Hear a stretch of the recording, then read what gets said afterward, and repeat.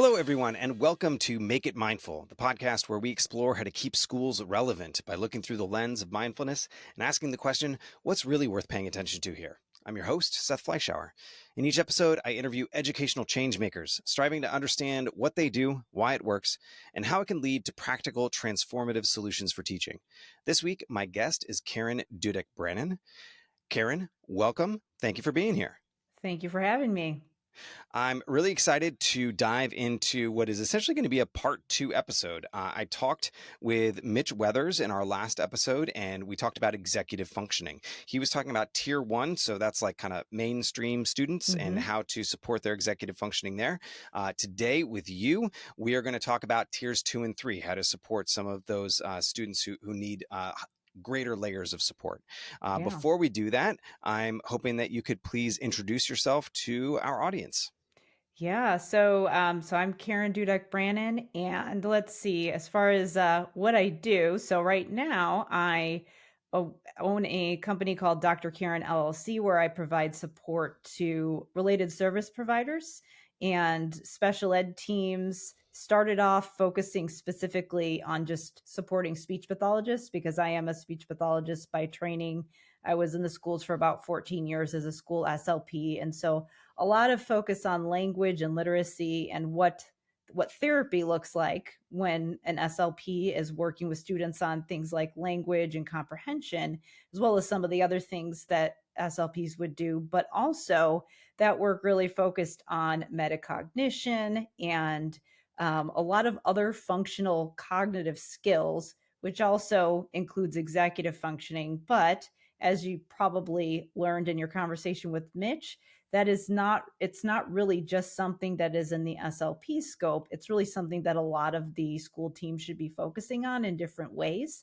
So that is why I really expanded to start working with the entire team, because it's really something that there needs to be a lot of coaching and collaboration when it comes to putting that support in place. So that's what I do. And I do a lot of training and consulting for supporting those teams. And then I also have a podcast called De facto Leaders, where I talk about language and literacy and executive functioning and all kinds of things relating to education reform. And then I also have a management position at the Department of Children and Family Services. So those are all, well, not all the things that I do, but a lot of the I things. was like, could you tell me 7 more jobs, Yeah. please? My goodness, you stay busy. That's great. Yes. It's interesting. I remember being a classroom teacher and having students that were pulled out for speech, and it's embarrassing the limited understanding I had of what they were doing in that room. I towards the end of my time with these students, I was beginning to understand that it's not just about like making your tongue do a certain thing. It is about expression. It's about making what's in your head match what comes out. It's about having agency that comes along with being able to express yourself. And all that stuff really drove home for me when my son was getting speech services. My son still gets speech services. And I realized like how much is going on there. And so it makes sense to me that you have this work in speech pathology, but then really what you're talking about executive functioning, this like overarching, like how am I making sure that all of these gears in the machine are rowing in the same direction and doing what I want them to do. And that's kind of what I understand as executive functioning, right? Like it's like sort of like there's a manager, right? That's like it's got that's a good way to put it. all these different things. Yeah. There you go. And is that how you think of executive functioning? Like what is executive functioning, and maybe what do people think it is that it's not, right? Like, so if you Google executive functioning, the definition you'll probably get is something like it is a set of mental processes located in the prefrontal cortex that enables you to engage in goal-directed behavior. So that's kind of the very brief definition of what it is, but it's really I would say obviously doesn't do it justice, because in order to engage in goal-directed behavior, you have to have all these other things going on. And then when we say goal directed behavior, people think about the more, traditional version of goals. Like I have to, if you're talking about academics, I have to complete this writing assignment. That's a goal that you might have, but your goal might also be, I need to go upstairs and clean my room. I need to make sure that my kids get out the door on time and get on the school bus. Or It's funny. Those are the I two things I am, talked to it's, Mitch yeah, about. yeah, Those two exact yeah, things. Helping my kid uh-huh. keep her room clean and getting my son out the door in time. It's funny. Yep, that is a common thing where it's like, everybody get your pants on and get out the door. Um, but another thing could be like, I'm in the lunchroom at school and I need to go figure out how to like engage in a conversation and figure out who I'm going to sit with. Or I Hmm. might want to make friends and figure out how to have a back and forth with someone. So those are goals too that you might have. That's a thing Hmm. that you're trying to accomplish. So I think that's the primary thing that people don't realize about executive functioning is that many people think, oh, well, it's organization and time management, which of course it is. But when you apply that in the school setting, then a lot of people start to think, well, it's just like, did you get your assignments turned in? And they think of it in very academic terms, which of course that's part of what it is. If you struggle with executive functioning, yeah, you might have a hard time turning your homework assignments in on time, but the impact is actually much more significant than that. It's much more than time management, even though that is a lot of what it is. So yeah, I'd say that's kind of the superficial understanding that people have. And unfortunately, what that results in is that when you try to figure out how do I help students who might not have strong executive functioning build those skills, then we're sort of myopic in the way that we address it. Cause it's like, let me help you organize your folders and write down things in your assignment book, which again are things that people with good executive functioning skills know how to do, but it doesn't quite get us to the end of, or it doesn't quite help us put all the supports in place if we don't fully understand what we're dealing with. Yeah, I mean, it makes me think about how we're kind of obsessed with data in teaching, Yeah. Yeah. and you have these quantitative measures that are the result of a complex process that gets you to the Mm-hmm. point where you can actually put down your answer. But Yep. just like our healthcare system, focusing on symptoms rather than causes, in education, it feels like what you're talking about is people being like, okay, you're not, getting this right on your math homework. Like, let me teach you how to do this again. Versus, like, what are all the other systems that need to operate in order to be able to develop your studentness, is the word that that Mitch used. Yeah. Like to be Yeah. able It's a good to way to like put have it. the practices to be able to like translate what you know into the actual measurable output, right? Mm-hmm. I do wonder, kind of comparing this conversation to the one I had with Mitch. He was talking about tier one students. You Mm-hmm. deal with more tier two and three, but tier one is something Yep. that you talk about. Can you Mm-hmm. speak to, like, if you're dealing with tiers two and three, like, why are you talking about tier one, right? Why are you talking about mainstream students when you support special education students? So I'd say the biggest reason is that, and because a lot of times I am mentoring those people in that related service provider role, the SLP, the social worker, the psychologist. And so they are getting referrals for students, and then they might be working with students in a therapy session. And in order for that therapy session to really work, there needs to be support outside of the therapy session. It's kind of like if you go to physical therapy, they give you exercises to do outside of physical therapy. They might tell you how to modify your environment so that you are appropriately rehabbing or not re-injuring yourself. You have to modify things in your life in order for that therapy to work. You can't just go to therapy because therapy is not magic. So there has to be supports outside the day. And so a lot of the people in the related service provider role, and I would put special ed teachers in here as well, there needs to be scaffolding in the environment outside of the therapy room. And what happens a lot with some of the related service providers that I work with is they get really frustrated because they're like, there's no generalization when Hmm. students leave my room and I only have 30 to 40 minutes a week to work on like this endless amount of language and cognitive skills. and I have to make this time count. So I have to figure out, what exactly do I need to be working on directly versus what should I coach other people to do outside of the room. And also, even if I might have time to work on it, there still needs to be support.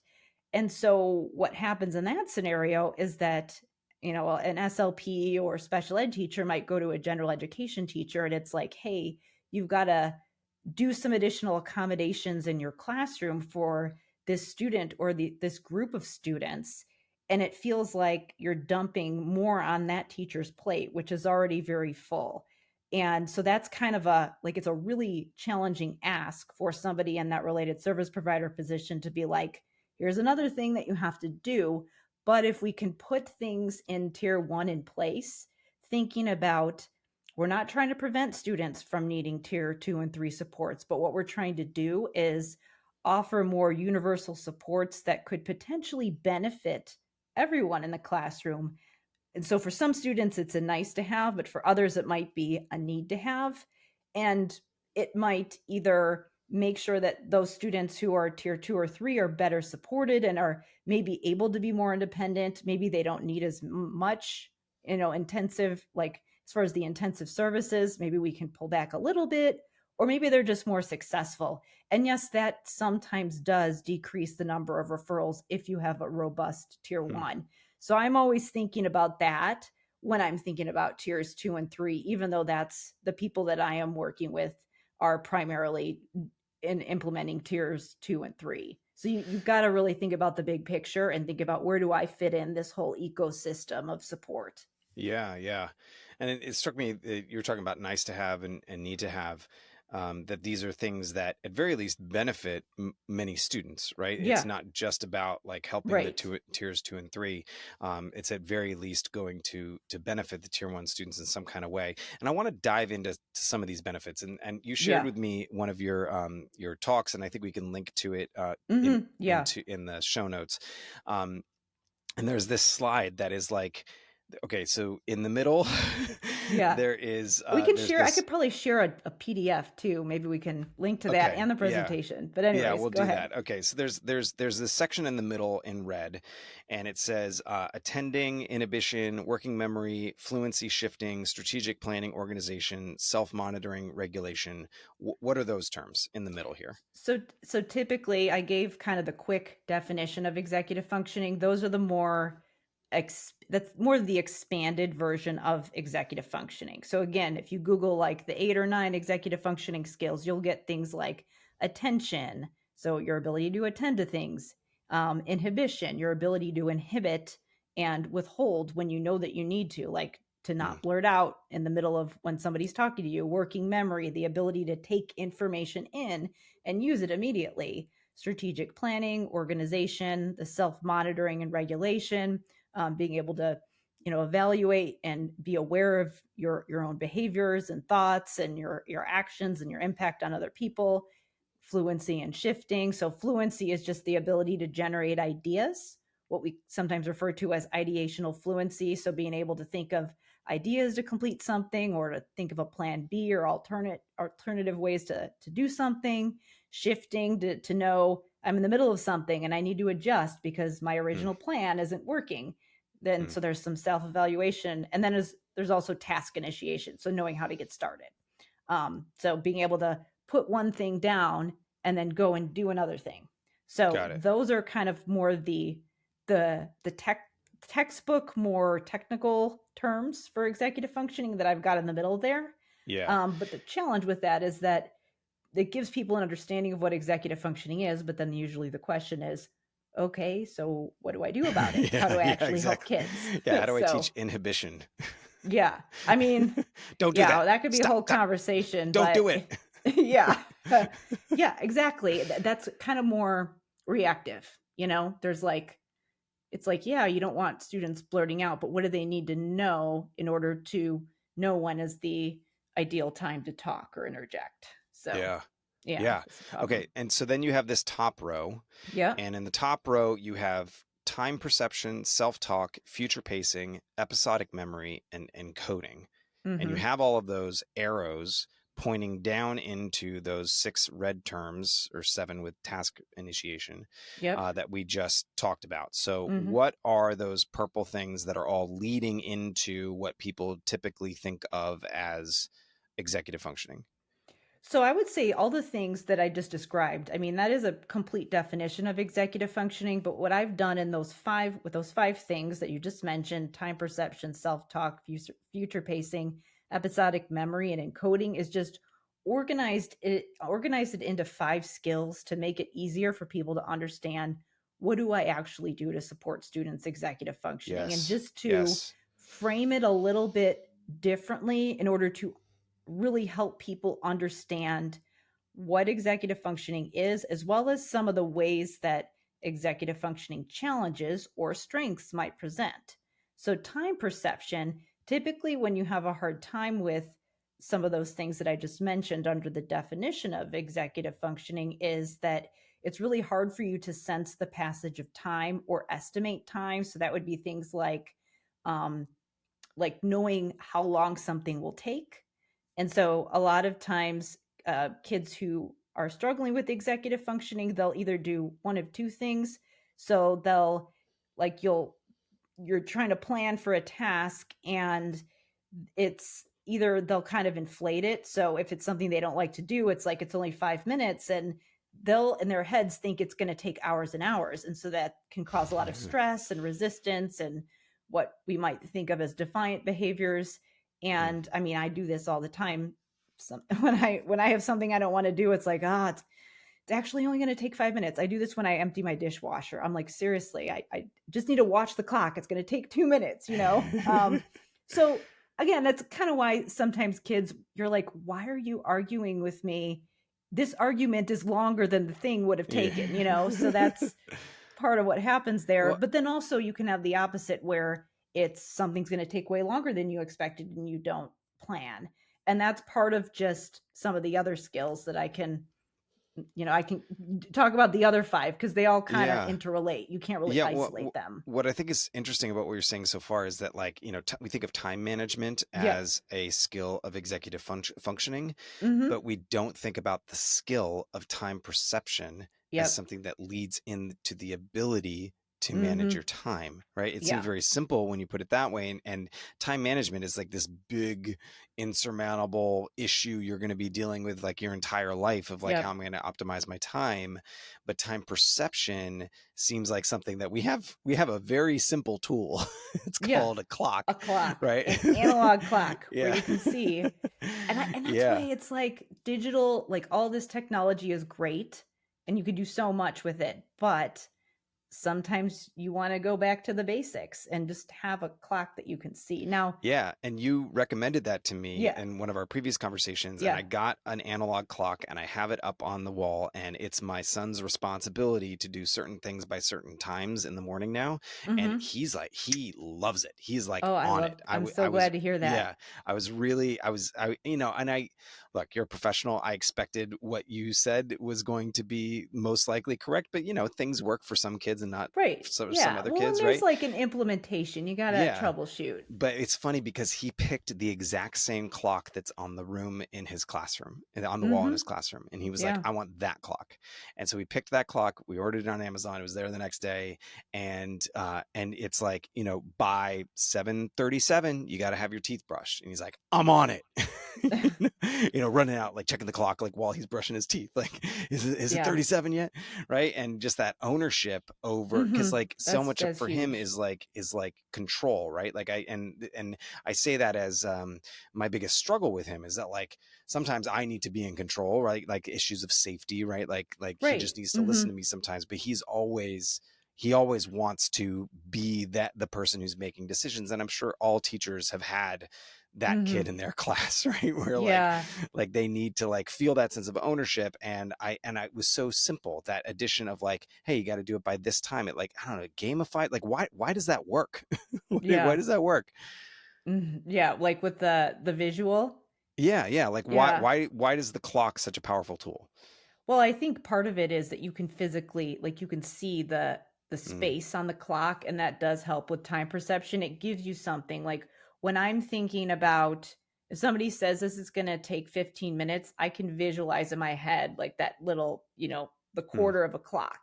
And if I look at a digital clock, I can still see that in my head because I built that skill up over time. But if kids don't have that skill yet, the numbers are not going to be meaningful. They're not going to immediately make that visual association to the 15 minutes. But also, what you have is one of the other skills that is in the five. I'm going to kind of skip ahead, which is episodic memory. So, your ability to think back on past situations and then apply it to the current situation.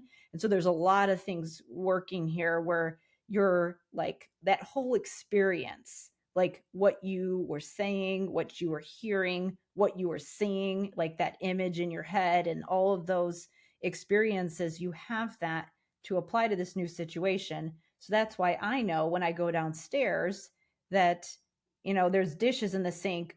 I have a past experience of me like knowing that this is only going to take 2 minutes, and the feeling I got afterwards where it was like, oh, it's done. And now I have a nice clean sink, and I can see all of that in my head. And then also, if somebody says this is only going to take 5 minutes, I can think on an experience that took only 5 minutes and apply that to another situation and kind of be like, oh, okay, it's going to be like this other situation. It's not so bad. But if you don't have episodic memory, or you don't have strong episodic memory, it's like everything's going to feel so scary and overwhelming, and you're not going to want to do it. So that's part of why it's so powerful, is that it goes together. It gives you Yeah. something to kind of attach Yeah, to those visuals. the attachment is that visual piece, right? Because otherwise, Hmm. time is a fairly abstract It concept. is, Some yeah. might even say a construct.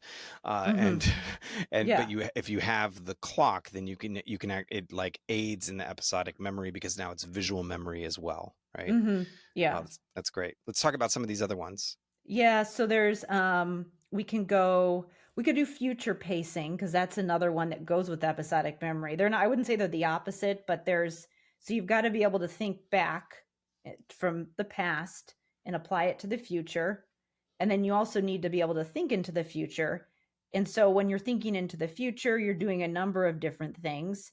You might be engaging in self-talk, which is another one of those skills where you're kind of talking to yourself, thinking like, I've got to, go to the gas station, and then I need to go to the grocery store, and you're kind of talking yourself through the steps. But then you're also visualizing yourself do those steps at the same time that you're using language. So you're thinking about the end goal, and you're thinking about the steps to get to the end goal. And so that you can kind of see this pattern and see yourself doing all of those things. And if you've done them successfully in the past and you're using your episodic memory to envision this end goal and envision yourself doing it successfully, then you can self motivate and get yourself through all of those tasks and plan and know where to start and know what to do. So that's where, again, executive functioning being about goal directed behavior, you're able to visualize those steps, you're able to see the end, and that helps you to persevere through things that might be challenging or boring or just something that maybe you don't feel like doing. And then I think another part of it is that if you have an experience that maybe is new, but it's kind of like something you did before, you have the ability to again motivate yourself and get yourself through it. So it can really do a lot with just your confidence, your success in completing the task, as well as just your ability to be open to trying new experiences, because again, you have those past experiences and skills and confidence to draw on.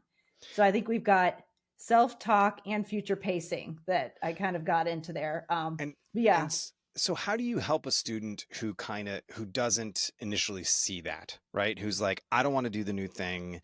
You like the story I'm telling myself is that I can't do it or that I don't want to do it. It's going to be boring. It's not going to help me.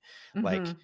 these skills of episodic memory and future pacing should be the antidote to that. But like, how do you get a student from not exercising those skills to exercising those skills? So there's a lot of different things. So some of them are proactive and some of them are, I don't want to say reactive, but like you have to expect that kids are sometimes it's sometimes it's going to be hard. Like there's going to be times when they're not going to know what to do. They're going to have to like sit with the problem and figure it out on their own. So having clear expectations about what's going to happen up front.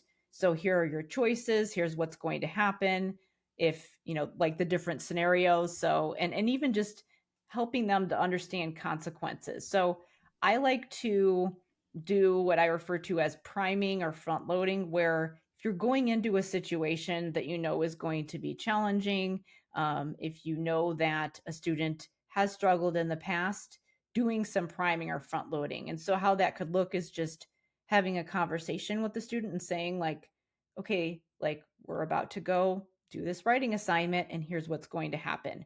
Or even doing like a mini version of that to prime and front load and teach some skills and more of a safe, lower risk situation, or maybe a condensed version of it to kind of work up to that more challenging situation. I'd say in the schools, one of the things that comes up a lot with the professionals that I work with is that writing assignments are really difficult for students with executive functioning challenges. And what happens a lot is that we get really fixated on the end goal, and it's like teachers are like, well, they've got to finish this writing assignment right now, and you're focused on just, did they finish this worksheet? And then sometimes students either don't finish it, and then maybe they get in trouble or something like that, or maybe there's a teaching assistant working with the student kind of pulling the answers out for students and almost doing the work for them.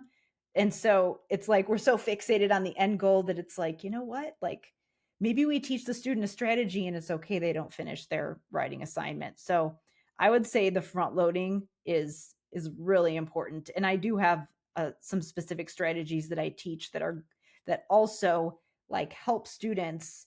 How do you actually plan for a writing assignment? Like, how do you actually plan for this? And then also, I have some strategies that I use to help students think through things a little bit and kind of catch some of their distortions that they might have. Like we all experience cognitive distortions. We all sometimes stress ourselves out over things. So teaching students some of those things, like asking them, like on a scale of 1 to 10, how hard do you think this is going to be? How do you know? Like, how do you know that's going to be hard? So, just kind of going through some of those Mm-hmm. things with them. And so I have a process that I follow where I walk through some of those things, and that kind of helps with some of that self-talk as well, because there's self-talk for strategy, and then there's self-talk for confidence and self-esteem and kind of Mm. building your belief about yourself. So I would embed some of that work into that task. So that's part Huh. of it. There's a lot also. There's Yeah, a lot gosh. more I to mean, it, obviously. there's so much. And it like, the things that I'm thinking about are like, again, going back to like our fixation with data Yeah. and how it, like, I've always talked about it being this like narrow slice of achievement that it Yeah. measures. And I think these discussions that I've been having recently with you and with Mitch about executive functioning, like, is making that sliver seem even more narrow. Yeah. And it's frustrating to the extent that these processes, which are the processes that are going to get you future success, are not so easily measured, Mhm. and we can only measure proxies for them. And in that way, we often go without addressing them. And it also made me think about how essential IEPs are, right? Like, Yeah. because with an IEP, that's where you get the space to say, we are teaching this process and it's not about the end result yet. Right. Like, Yeah. I think about my son and his speech stuff, and like, they're basically like, yeah, we're going to get him to, not have this like lisp, but like there are 19 steps. Maybe that's an exaggeration. 7 steps. There are 7 steps Mhm. before he's going to be able to do that in everyday speech. Right. The Mhm. first one is he's going to be able to do it, with a single word, and then he's going to be able to do it with multiple words in a sentence, and then he's going to, like, all of these things are going to build up to like me actually noticing that he has improved. And that I think that speaks to like just the challenge of assessment, right? The challenge of like whenever you decide to measure something, that thing becomes very important. And when you decide to measure things that are very easily measurable because you want to standardize things, then you're getting into a situation where you're missing out on all of these like incredibly important functions. Yeah. But I'll get off my soapbox. Encoding was the last Yeah, one up and I here. do We wanna got to talk about self-talk. assessment because get asked about assessment all the time, but encoding is just when you're taking those visuals and you're putting language to the visuals, and that helps with self-talk. So, you have to be able to see yourself doing the steps, but then you also have to be able to explain the Mm, steps and use language. So, go that back and forth between visuals and language is encoding. Um, so yeah, there's a lot of ways that the term encoding is used, but that's how I'm using it in this context. But it's really interesting that you bring up assessment because I am asked about assessment for language and executive functioning all the time. Now, it is challenging to assess language. I would say it's even more challenging to assess executive functioning. And a lot of the people on the related service provider team, they're asked to give a diagnosis, which I believe a diagnosis can be very powerful. But it's really all about what do you make that diagnosis mean? Do you think it means I can't do anything and, or do you think it means this is information about me that I can use to figure out what kind of help I need. Like, so it is very important to have assessments, but a lot of times people are really stuck on the standard score, which is not it's not like it's not valuable, but when you're thinking about executive functioning, you really have to have a portfolio assessment. So the way that I recommend people who are in that role where they're assessing it are using some standardized assessments that you can do individually, but knowing that that is a sliver, as you said, but also looking at things like work samples. There are some surveys that you can do that are decent. Again, it's you're looking at one sliver, but you can look at there's some survey assessments that you can do where you're asking people for input on how a student is functioning and you're putting it in like a Likert scale or some kind of a score. um, and then one other thing that I do is the strategy that I mentioned where I am front loading and modeling self-talk and teaching kids to come up with a strategy for completing a task. Things like that are interventions can actually be diagnostic, and you can mm, take data on how well the student responds to a strategy that you teach them, and that can be part of a diagnostic assessment. mm. And I think people don't always realize that, and that gives you richer information than just the test. So I say you take all of these things and they all have benefits. The standardized tests have benefits in that there's the reliability and the validity and the psychometric properties of the assessment, but they're limited in that they're very structured and you don't get the nuance of functional situations. And the other things that I mentioned, like the more dynamic assessment, doesn't have the reliability and the validity and the consistency across examiners, but it Yeah. gives you more information. So Hmm. when you use all of those things together, with all of their strengths and weaknesses, you have something way more robust because it kind of balances, they all balance each other out. Yes. Yeah. So, What a diplomatic answer. yeah. Yeah. But again, it's like, I'm like, stop focusing on the score. It's like there's more to it than that?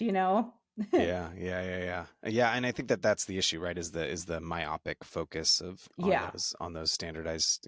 When it becomes the here all and end all, that's the problem. It's not that And they're I they're get not why people valuable. understand data. Like again, I'm working at the state level. Like you can't get a snapshot of an entire Yeah. state or Hmm. district. It's really hard. And like there's I understand why we need that, but we have to have another process to look deeper as well. Yeah, because ultimately, we are a country of what 100 million students. Like how many? Yeah. There's a lot of Yeah. people, You and there are need the certain snapshot. policies. Yeah, there's certain policies that come down from the top, and you want to Yeah. know if those are working or not, right? And Mhm. how are you going to know if they're working? Yeah, there's a saying in Chinese. It's "huan le pigu, huan le nao dai," which means change your butt, change your head.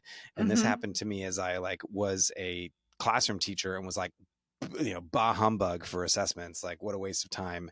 And then as I moved up the managerial chain and started to be like, oh Yeah, well, I need to it's know if the decisions I'm making from this position are actually mhm. having the impact that they need to have. Yeah. I need that data that I complained about when I was a classroom teacher. I know. It's, yeah, it's It's interesting. so hard. Yeah. Okay, so we have up at the top, going back to this graphic, right? Up at the Yes. top, we have time perception, self-talk, future pacing, episodic memory, and coding. These are the skills, actual Mhm. skills that you can practice that then Mhm. impact these components of executive functioning, which is attending or attention, inhibition, working memory, fluency and shifting, strategic planning and organization, self-monitoring, regulation. And then you have a bottom row Mhm. Yep. where there are arrows pointing from those red terms, the executive functioning terms, down into social, academic, vocational, and functional. Mhm. What's that bottom row? What are you saying down there? Saying that all of these executive functioning skills are those are the areas of your life that they're going to impact. So your ability to engage in self-talk and your ability to use information from past experiences and your working memory and it's going to impact your ability to interact with other people and how well you're able to understand how you're coming across and just understand reciprocity, and even just be able to process all that language that's going on in a conversation with someone. So it impacts you socially. And then also, you can even think about some of those time management things where that can have an impact on your relationships as well. So Hmm. I think when people are talking about social skills, it's really executive functioning skills applied to social situations, is how Hmm. I often explain it, especially for some of the practitioners who are doing social skills groups. I think it reframes how they can think about their intervention. And then academic, obviously, all the different things that I mentioned, I gave a lot of academic examples, our ability to plan ahead into the future and be able to self evaluate is obviously going to impact us academically, both independent academic tasks like something like writing, but then also being able to participate in a dialogue in a classroom. Vocational, this one is huge. I mean, just some of the things that you have to do in order to be a good employee or be self employed or, again, be able to earn income. There's just so many impacts that could be an entire episode. And then functional is just some of those basic day-to-day things like, do you know how to plan ahead for your groceries for the week? So all those different day-to-day things. And I think that I say functional there because a lot of times it can really carry over to what's going on at home, and parents might be seeing something very different than what's happening at school. And that could be just depending on how structured the home is and how the student is impacted at school. So it's really important to think about all these areas when we think about executive functioning, not just the academic, even though the academic can certainly have an impact on the vocational. So and Yeah. some of the other things as well. All right. Well, if people were not convinced 37 minutes ago that this stuff is incredibly important, I think that list of basically all of life, which Yeah, is that impacted is. by, It is all of life. that is impacted by these skills. I think they understand that it is now. For teachers who are wondering, like, okay, um, how do I? This is a lot, right? These Yeah. are a lot of things that I would love to do well, um, but I'm only going to have time to this year Mhm. to improve on some of them. What are like the lowest hanging fruit, the highest impact, lowest investment kind of things that people can do to help support the executive functioning? I'm going to say of themselves and of Mhm. their students. So I would say that one thing that you can start thinking about right now is self-talk, how you use it and how you model it for your students. So that's something that you can easily just you don't need any stuff for it. You can just start, paying attention to how you're planning and how you're talking to yourself. And when you're around students or your own kids, you can just start saying that out loud. So that's one easy thing you can do. Also, the visuals is really important. And a lot of teachers are pretty good about visuals. But I think, again, adding things like analog clocks, or even if you have students that, sometimes if a visual is up at the front of the room and it's written versus pictures and it's not specifically designed for a student, then that can be a little bit hard for them to use. So maybe you make that a little bit more individualized. But I think it is really important to have those rules and those visuals just around the classroom as well, because it helps to communicate the expectations that you have for the classroom, because communicating those expectations also helps with that strategic planning, because it helps kids to understand, where am I going? What does success look like?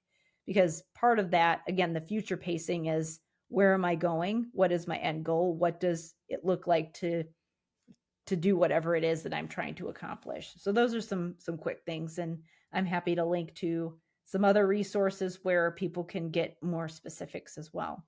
Yeah, you've got a ton of resources. I'm seeing, I think, two websites, drkarenspeech.com and Yes. drkarendudek-brannan.com. Yep. Or is that the same website? Are those different? They're different. So the drkarendudek-brannan.com is where I have my podcast episodes for de facto leaders. And then the drkarenspeech.com is the site that I originally had all my speech pathology resources, which is, I still have there, but I also have my executive functioning resources there as well. And I have my blog there where I have some written content over there. So there's a little bit of both. The podcast one is more focused on the executive functioning and leadership, but you can find me both places. So Awesome. Well, good luck to you getting at least 3 more jobs and 2 more websites to yeah. post all the amazing work that you're doing. Thank you so much for coming on here, for breaking this down for me. It's funny. I've never done a podcast like built around a visual. Yeah. And I think it speaks to like the richness of the visual that we were able to like say as much as we were about it. It just seems like such important stuff. And it's so often that I meet people and it's like, there's this really important thing that we need to incorporate into education. And how are we going to do that? And I just feel like with executive functioning, like, if you're going to pick one thing, Yeah. like it just seems like something that we all could know more about and could recognize the processes as they're happening, could self-talk more. It's going to help us function better. It's going to help our students function better. So I invite you to dive into some of the amazing resources that Dr. Karen has. I have done so and have started to incorporate it into my thinking around how I'm working with my students and with my kids, my kids at home. And it's so far so good. So thank you so much for being here, for sharing this with us. To our listeners, if you would like to support the podcast, please do leave a rating or a review, tell a friend, follow us. Thank you as always to our editor, Lucas Salazar. And remember, if you would like to bring positive change to education, we must first make it mindful. See you next time.